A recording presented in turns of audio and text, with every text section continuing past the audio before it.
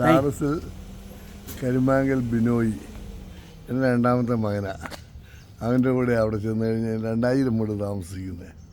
മോള് ഫിലഡൽഫിയയിലുണ്ട്. അധികം അവിടെ തങ്ങാറില്ല. പിന്നെയും ഞങ്ങൾ ഡാലസിൽ ചെല്ലും. അങ്ങനെ ഞങ്ങളവിടെ സന്തോഷത്തോടെ ജീവിക്കുകയായിരുന്നു. ബട്ട് ഞങ്ങൾ 2022 ലാസ്റ്റ് ഇവിടെ വരേണ്ട ഒരു ആവശ്യം വന്നു. എൻ്റെ മൂത്ത മകൻ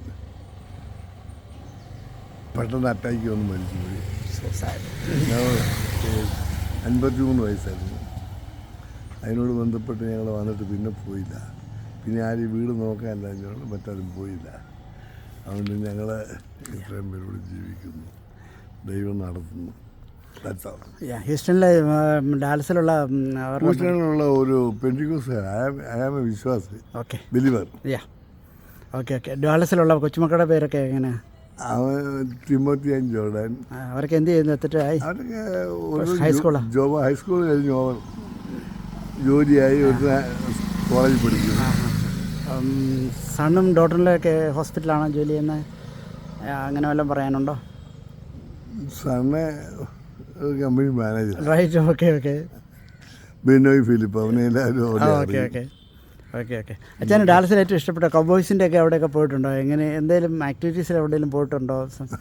ട്രാവലിങ് ഇതൊന്നും ഞാൻ വാസ്തവമായിട്ടും നമ്മൾ ഹിസ്റ്ററി തരുന്നത് ശരിയല്ല. First your impression, that's why I am talking. Thank you so much, sir. Thank you so much. എൻ്റെ ചാനൽ പേഴ്സണാലിറ്റി ചാനലാണ്. ആൾക്കാരുടെ interviews. Now I am 85. But you don't look so.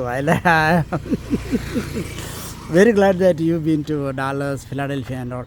Philadelphia എവിടെയാണ് മോള്? ഫിലാഡൽഫിയയിലെ സ്പ്രിംഗ്ഫീൽഡ് ഏരിയ ലെവലാണോ?